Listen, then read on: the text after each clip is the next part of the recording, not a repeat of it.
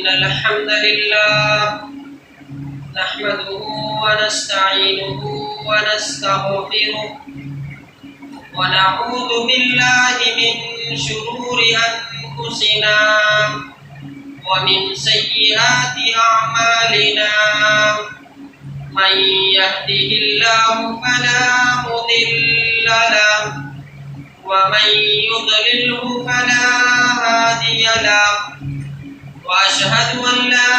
إله إلا الله وحده لا شريك له وأشهد أن محمدا عبده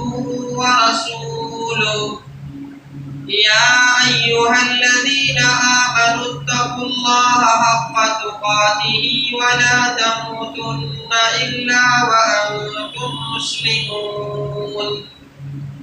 يا أيها الناس اتقوا ربكم الذي خلقكم من نفس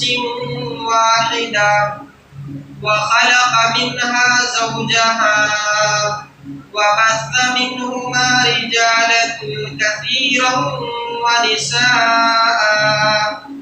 واتقوا الله الذي تساءلون به والأرحام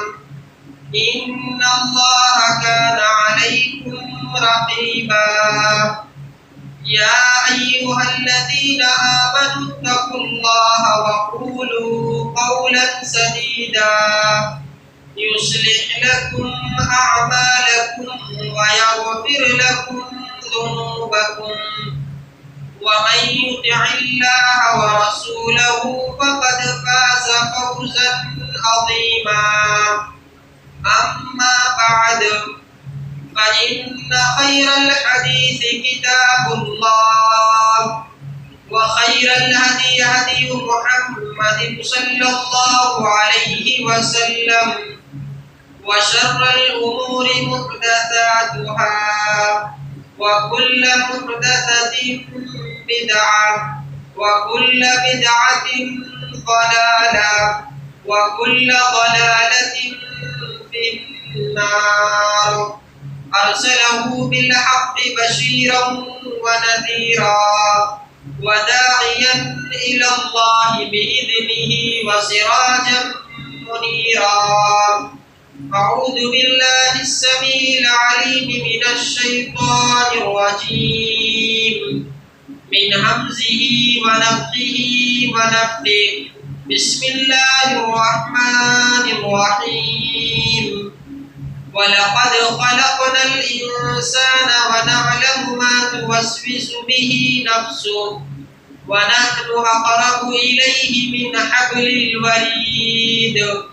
إذ يتلقى المتلقيان عن اليمين وعن الشمال قعيد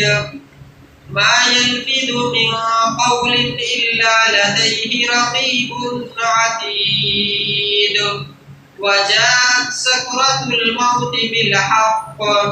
ذلك ما كنت منه تحيد وقال الله تبارك وتعالى في القرآن المجيد أعوذ بالله من الشيطان الرجيم بسم الله الرحمن الرحيم ألم يهن للذين كفروا أن تخشع قلوبهم لذكر الله وما نزل من الحق ولا يكونوا كالذين أوتوا الكتاب من قبل فطال عليهم الأمد فقست قلوبهم وكثير منهم فاسقون وقال النبي صلى الله تعالى عليه وسلم ألا إن في الجسد مضغة إذا صلحت صلح الجسد كله وإذا فسدت فسد الجسد كله أو كما قال عليه الصلاة والسلام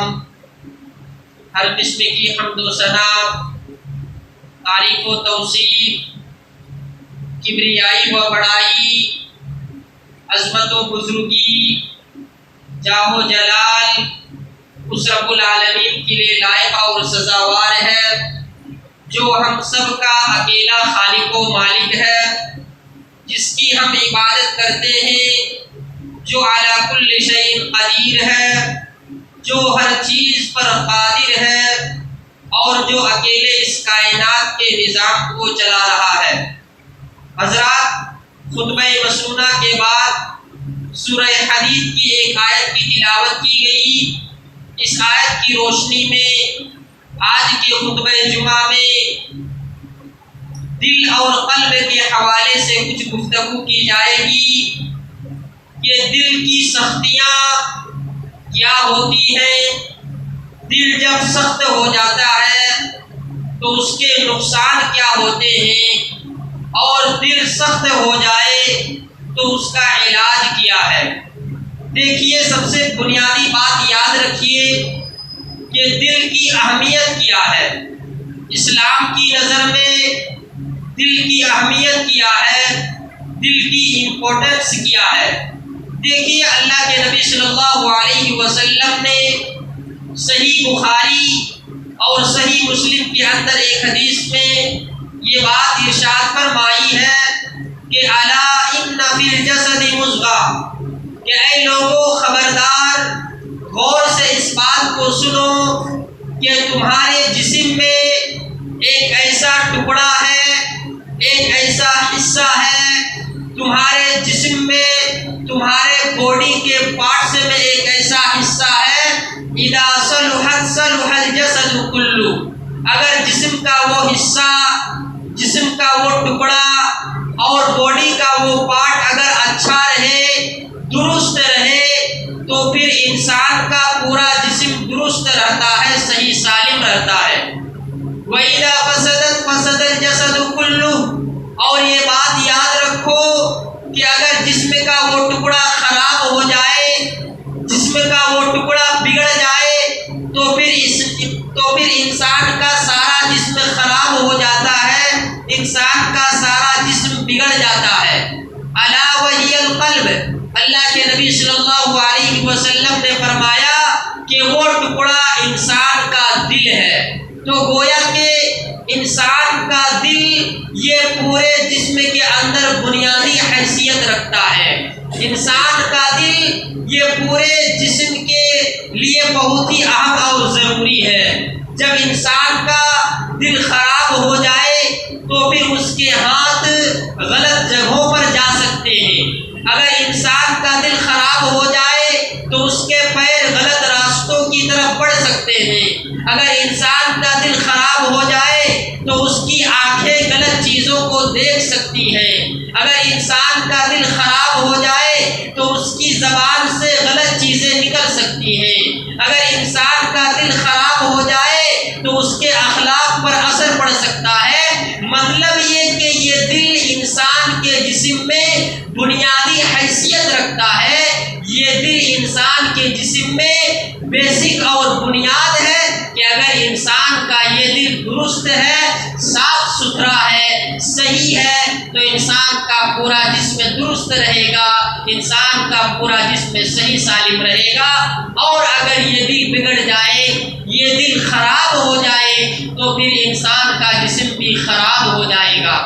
اور ایک بات میں آپ کو بتلاؤں کہ دل ایک ایسا مرکز ہے، دل ایک ایسی چیز ہے کہ اللہ تبارک و تعالی ہمارے جسم میں بہت سارے حصے ہیں۔ ہمارے جسم میں ہاتھ ہیں، پیر ہیں، کان ہیں، آنکھ ہے، ناک ہے، بہت سارے حصے ہیں، لیکن اللہ تبارک و تعالی ہمارے جسموں کے ان تمام حصوں کو چھوڑ کر کے صرف ہمارے دل کو دیکھتا ہے۔ اللہ تعالیٰ ہمارے جسم کے باقی حصوں کو نہیں دیکھتا ہے، اللہ تعالیٰ ہمارے صرف دل کو دیکھتا ہے۔ اللہ کے نبی صلی اللہ علیہ وسلم نے فرمایا ان اللہ لا ينظر الى صورکم واعمالکم، کہ اے لوگو، اللہ تبارک و تعالیٰ تمہارے جسموں کو نہیں دیکھتا ہے۔ اے لوگو، اللہ تبارک و تعالیٰ تمہارے چہروں کو نہیں دیکھتا ہے، ولکن ينظر الى قلوبکم واعمالکم، اللہ تبارک و تعالیٰ تمہارے دلوں کو دیکھتا ہے، تمہارے اعمال کو دیکھتا ہے، تمہارے دل میں کیا تقویٰ ہے، تم کس قدر اللہ سے ڈرتے ہو، یہ اللہ تبارک و تعالیٰ دیکھتا ہے۔ تو اللہ تعالیٰ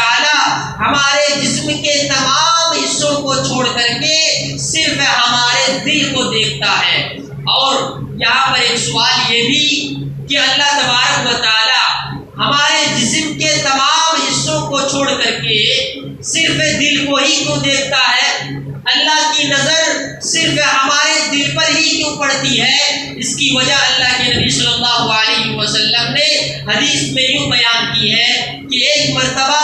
اللہ کے نبی صلی اللہ علیہ وسلم نے اپنے ہاتھ سے اپنے سینے کی طرف اشارہ کیا، اپنے ہاتھ سے اپنے دل کی طرف اشارہ کیا اور کہا کہ ہا ہونا تقوی، ہا ہونا تقوی، یا دوسرے الفاظ میں التقوی ہا ہونا، التقوی ہا ہونا، التقوی ہا ہونا۔ اللہ کے نبی صلی اللہ علیہ وسلم نے اپنے دل کی طرف اشارہ کر کے 3 مرتبہ یہ جملہ ارشاد فرمایا کہ تقوی یہاں ہے، تقوی یہاں ہے، تقوی یہاں ہے۔ کیا مطلب؟ یعنی تقوی کا مرکز ہمارا دل ہے، تقوی ہمارے دل میں ہوتا ہے، اللہ کا ڈر ہمارے دل میں ہوتا ہے، اللہ کا خوف ہمارے دل میں ہوتا ہے۔ چونکہ ڈر اور تقوی اور خوف کا مرکز یہ دل ہے، اس لیے اللہ تبارک و تعالیٰ کی نظر ہمارے دل پر رہتی ہے۔ اللہ تبارک و تعالیٰ ہمارے دلوں کو دیکھتا ہے، ہمارے جسموں کو اور ہمارے چہروں کو نہیں دیکھتا ہے۔ تم کتنے پہلوان ہو، تم کتنے طاقتور ہو، تم کتنے باڈی بلڈرز ہو، تم کتنے خوبصورت ہو، حسین ہو، جمیل ہو، بیوٹیفل ہو، ہینڈسم ہو، اللہ تبارک و تعالیٰ یہ نہیں دیکھتا ہے۔ تم کتنے مالدار ہو، کتنے دولت مند ہو، کتنے روپیے پیسے والے ہو، کتنے شوکار ہو، اللہ تبارک و تعالیٰ قیامت کے دن یہ نہیں دیکھے گا۔ اللہ تبارک و تعالیٰ جو چیز دیکھے گا وہ ہمارا دل ہے کہ ہم قیامت کے دن کس طرح کا دل لے کر کے ہم قیامت کے دن اللہ رب العالمین سے ملاقات کریں گے۔ اسی لیے حضرت ابراہیم علیہ السلام نے جہاں اللہ سے بہت ساری دعائیں کی، ان میں سے ایک دعا حضرت ابراہیم علیہ السلام کی یہ ہے جس کو قرآن میں اللہ تبارک و تعالیٰ نے نقل کیا ہے کہ جب حضرت ابراہیم علیہ السلام اللہ سے دعا کرتے ہیں کہ وَلَا تُخْزِنِي يَوْمَ يُبْعَثُونَ، کہ اے اللہ تو قیامت کے دن مجھے رسوا نہ کرنا، اے اللہ تو قیامت کے دن مجھے ذلیل نہ کرنا، اے اللہ تو مجھے قیامت کے دن ذلیل و خوار نہ کرنا۔ یوم لا ينفع مال ولا بنون، کہ وہ قیامت کا دن جس قیامت کے دن کوئی کسی کے کام نہ آئے گا، نہ انسان کا مال اس کے کام آئے گا، نہ انسان کی اولاد اس کے کام آئے گی، نہ انسان کی دوسری چیزیں وہاں پر اسے کچھ فائدہ پہنچائیں گی۔ اللہ تبارک و تعالیٰ جو چیز قیامت کے دن فائدہ پہنچائے گی وہ ہمارا دل ہے۔ حضرت ابراہیم علیہ السلام نے کہا کہ اے اللہ تو مجھے قیامت کے دن رسوائی سے بچانا جس دن کوئی چیز کسی انسان کے کام نہیں آئے گی، الا من اتى اللہ بقلب سلیم، سوائے اس دل کے جو دل انسان لے کر کے آئے گا، یہی دل انسان کے قیامت کے دن کام آئے گا۔ صاف ستھرا دل انسان اگر قیامت کے دل لے کر کے آئے گا، وہ دل جس میں اللہ کا ڈر ہو، وہ دل جس میں اللہ کا خوف ہو، وہ دل جس میں اللہ کی خشیت ہو، ایسا دل اگر انسان قیامت کے دن لے کر کے آئے گا تو وہی انسان کامیاب ہوگا۔ تو حضرات، دنیا کی یہ ظاہری چیزیں، مال و دولت اور دنیا کی یہ زیب و زینت، دنیا کی یہ آرام اور آرائش کی چیزیں اسی دنیا میں رہ جانے والی ہے، اور جو چیز ہمارے ساتھ جانے والی ہے وہ ہمارا تقویٰ ہے، ہمارے دل میں اللہ کا جو ڈر، جو خوف رہے گا، یہی اللہ تبارک و تعالیٰ کے پاس ہم لے کر کے جائیں گے۔ اسی لیے ضرورت ہے کہ ہم اپنے دل کو درست کریں، اپنے دل کو پاک و صاف رکھیں۔ اسی لیے اللہ کے نبی صلی اللہ علیہ وسلم بھی اللہ تبارک و تعالیٰ سے جہاں بہت ساری دعائیں مانگا کرتے تھے، وہیں پر ایک دعا یہ بھی کہ یا مقلب القلوب ثبت قلبی علی دینک، کہ اے دلوں کو پھیرنے والے تو میرے دل کو اپنے دین پر ثابت قدمی عطا فرما،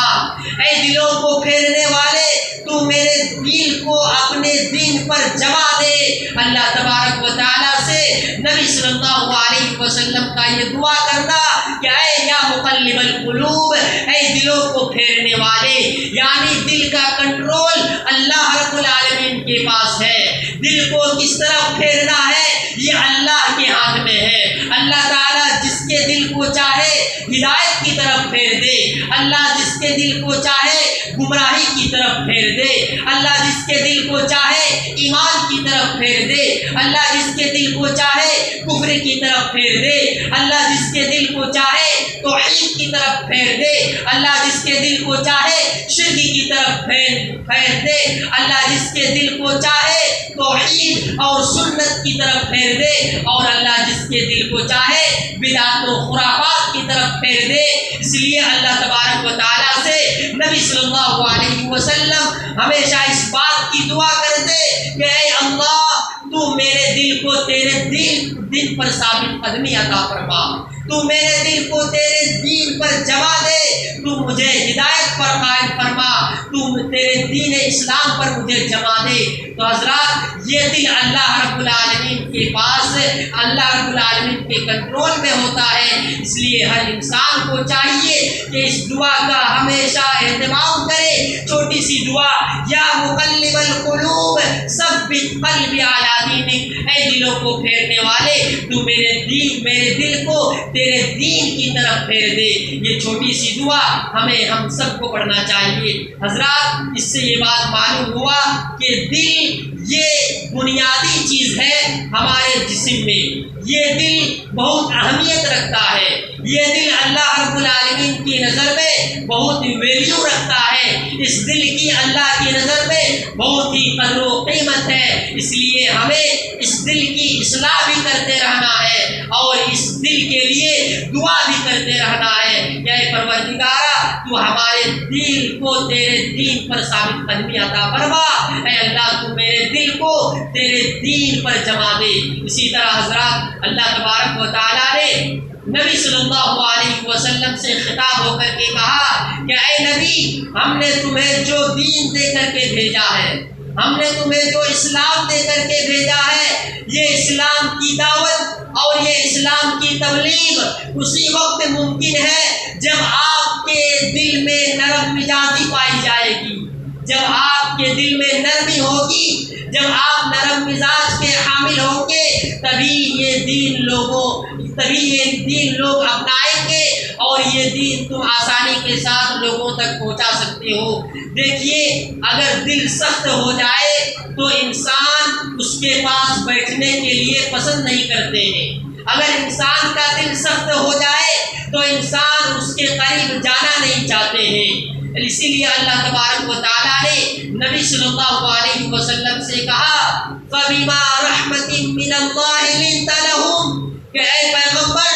اللہ رب العالمین کا یہ بڑا فضل ہوا، اللہ رب العالمین کا یہ بڑا احسان ہوا کہ اللہ نے اپنے فضل و کرم سے تیرے دل کو نرم کر دیا، آپ کے اندر نرم مزاجی کو رکھ دیا۔ یہ اللہ کا بہت بڑا فضل ہے۔ وَلَوْ كُنْتَ فَظًّا غَلِيظَ الْقَلْبِ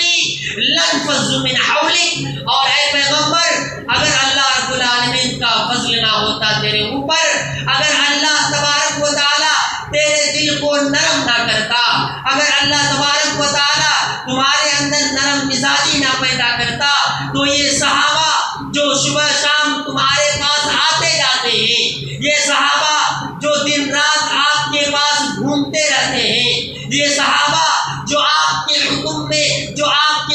کے انتظار میں رہتے ہیں، یہ صحابہ جو آپ کے ایک اشارے پر اپنی جان قربان کرنے کے لیے تیار رہتے ہیں، یہ صحابہ کہ جب آپ وضو کرتے ہیں تو وضو کا پانی لینے کے لیے یہ آپس میں لڑ پڑتے ہیں، یہ صحابہ جو آپ کا تھوک اپنے جسم پر مل لیتے ہیں، یہ صحابہ جو آپ کے حکم پر اپنی ساری چیزیں قربان کرنے کے لیے تیار رہتے ہیں، اپنی جان قربان کرنے کے لیے تیار رہتے ہیں، اپنا مال قربان کرنے کے لیے تیار رہتے ہیں، اپنا گھر قربان کرنے کے لیے تیار رہتے ہیں، اپنا وطن قربان کرنے کے لیے تیار رہتے ہیں، اپنا ملک قربان کرنے کے لیے تیار رہتے ہیں، اپنے بیوی بچوں کو قربان کرنے کے لیے تیار رہتے ہیں۔ آپ کے ایک اشارے پر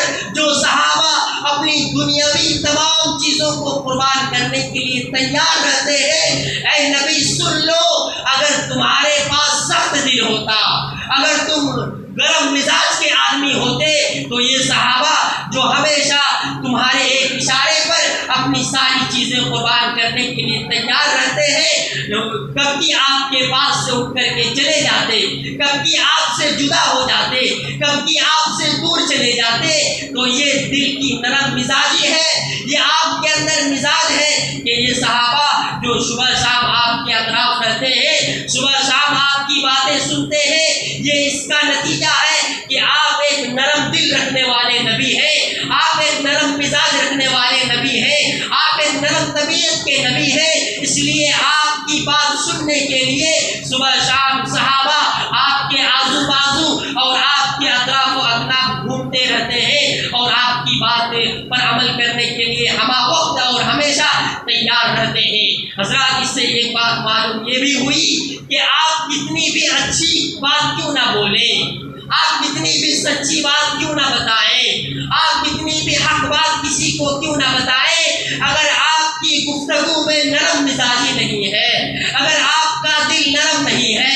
अगर आप किसी को नरमी से नहीं बतलाते हैं, अगर आप किसी को नरमी से नहीं समझाते हैं, तो आपकी बात कितनी भी अच्छी क्यों ना हो, सामने वाला मानने के लिए कभी तैयार नहीं होगा। जरा बतलाइए, आप सल्लल्लाहु अलैहि वसल्लम से बढ़ करके किसी की बात सच्ची हो सकती है? आप सल्लल्लाहु अलैहि वसल्लम से बढ़ करके किसी की बात अच्छी हो सकती है? आप सल्लल्लाहु अलैहि वसल्लम की बात से बढ़ करके किसी की बात हक हो सकती है? नहीं। लेकिन अल्लाह तबारक व तआला ने आप सल्लल्लाहु अलैहि वसल्लम से कहा, क्या पैगंबर आपकी बात सच है, आपकी बात अच्छी है, आपकी बात हक है, आपकी बात दुरुस्त है, लेकिन याद रखिए ये दुरुस्त बात तभी लोग सुनेंगे, ये अच्छी बात तभी लोग कबूल करेंगे, इस सच्ची बात पर तभी लोग अमल करेंगे जब आप लोगों को नरमी के साथ समझाएंगे,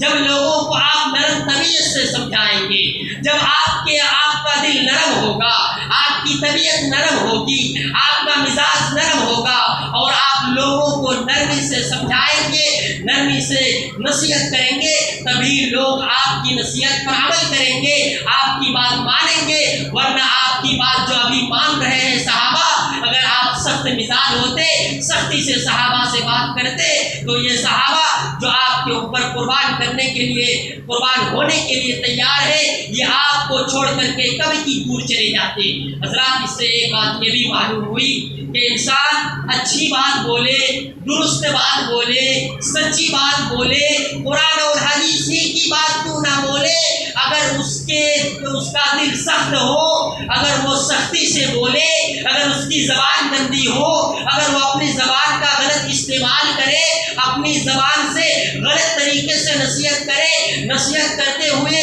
नबी का उसवा ना अपनाए, लोगों को समझाते हुए नबी का तरीका ना अपनाए, तो लोग उसके पास बैठना भी गवारा नहीं करेंगे। कहने वाले की बात कुरान और हदीस ही की क्यों ना हो, लेकिन कहने का अंदाज दुरुस्त नहीं, समझाने का अंदाज सही नहीं, नसीहत करने का अंदाज सही नहीं, जिससे भी नसीहत करे गाली देकर के बात करे, जिसको भी समझाए गाली देकर के समझाए, जिसको भी कुरान और हदीस की बात बोले गाली देकर के बोले, तो फिर ऐसी नसीहत कोई माने नहीं रखती है और ऐसी नसीहत से किसी को फायदा नहीं होगा। इसलिए अल्लाह के नबी सल्लल्लाहु अलैहि वसल्लम से अल्लाह तबारक व तआला ने कहा कि ऐ नबी, आप लोगों को अच्छी बात बतला रहे हैं, ठीक है, आप लोगों को कुरान की बात बतला रहे हैं, ठीक है, आप लोगों को हदीस की बात बतला रहे हैं, ठीक है, लेकिन आप ये बातें बतलाते हुए अपने अंदर नरमी रखना,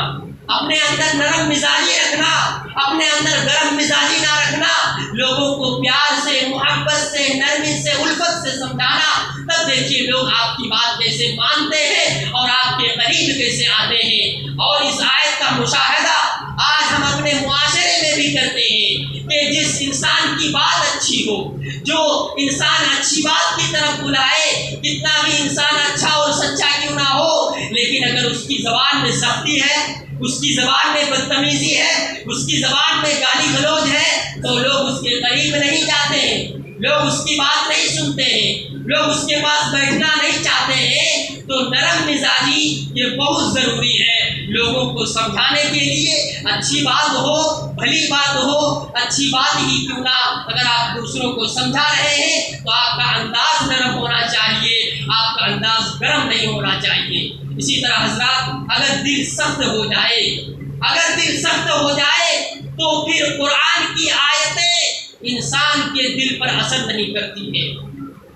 دل کے سخت ہونے کا ایک بہت بڑا نقصان ہے میرے بھائیو۔ اگر جس انسان کا دل سخت ہو جائے تو پھر اس انسان کے دل میں قرآن کی آیتیں کوئی اثر نہیں کریں گی، قرآن کی باتیں کوئی اثر نہیں کریں گی۔ یہی وجہ ہے کہ اللہ تبارک و تعالیٰ نے قرآن مجید کے 28ویں پارے میں فرمایا کہ یہ قرآن ایسی کتاب ہے، لو انزلنا فی ھذا القرآن، کہ اگر ہم اس قرآن کو پہاڑ پر نازل کرتے، لو انزلنا ھذا القرآن علی جبل، کہ لوگوں اگر ہم اس قرآن کو پہاڑ پر نازل کرتے، تو یہ پہاڑ جسے تم اتنا مضبوط دیکھ رہے ہو، جو اتنا سخت ہے، اگر اس پہاڑ کے اوپر قرآن اترتا تو یہ پہاڑ قرآن کی تلاوت سن کر کے اللہ کے ڈر سے کانپ اٹھتا۔ یہ پہاڑ اپنی سختی کے باوجود، یہ پہاڑ اپنی مضبوطی کے باوجود قرآن کی آیتیں سن کر کے اللہ سے ڈرتا، اور اس قدر اللہ سے ڈرتا کہ اللہ سے ڈر کر کے یہ پہاڑ ریزہ ریزہ ہو جاتا، یہ پہاڑ ٹکڑا ٹکڑا ٹکڑے ٹکڑے ہو جاتے یہ پہاڑ۔ تو حضرات، اللہ تبارک و تعالیٰ نے قرآن میں اتنا اثر رکھا ہے کہ یہ مضبوط پہاڑ ریزہ ریزہ ہو جائے۔ ذرا غور کیجئے کہ آج ہمارے دل کتنے سخت ہو چکے ہیں کہ قرآن کی آیتوں کا کوئی اثر نہیں، قرآن کے میننگ کا کوئی اثر نہیں، قرآن کے ٹرانسلیٹ کا کوئی اثر نہیں۔ آج ہمیں صبح شام قرآن کی باتیں بتلانے والے، قرآن کی نصیحتیں کرنے والے، قرآن کو سمجھانے والے موجود ہیں، لیکن ہم دن رات سنتے بھی ہیں، لیکن ہم اپنے آپ کو سدھارنے کے لیے تیار نہیں، اپنی زندگی بدلنے کے لیے تیار نہیں، اپنے آپ کو سنوارنے کے لیے تیار نہیں۔ مطلب یہ کہ آج ہمارے دل سخت ہو چکے ہیں، اور اسی دل کے سختی کا نتیجہ ہے کہ آج ہم قرآن کی باتوں سے کوئی اثر قبول نہیں کر رہے ہیں، آج ہم قرآن کی باتوں سے اپنی زندگی بدل نہیں رہے ہیں، آج ہم قرآن کی باتوں سے اپنے آپ کو سدھار نہیں رہے ہیں، آج ہم قرآن کی باتوں سے اپنی زندگی میں، اپنی لائف میں کوئی چینجنگ نہیں لا رہے ہیں۔ مطلب ہے کہ آج ہمیں اپنے دل کو نرم کرنے کی ضرورت ہے، آج ہمیں اپنی طبیعت کو نرم کرنے کی ضرورت ہے، آج ہمیں اپنے مزاج کو نرم کرنے کی ضرورت ہے۔ جب ہمارے دل نرم ہوں گے، ہماری طبیعت نرم ہوگی، ہماری مزاج نرم ہوں گے، تو پھر دیکھیے قرآن کی باتیں کیسے اثر کریں گی، اور قرآن کی باتوں پر عمل کر کے کیسے ہماری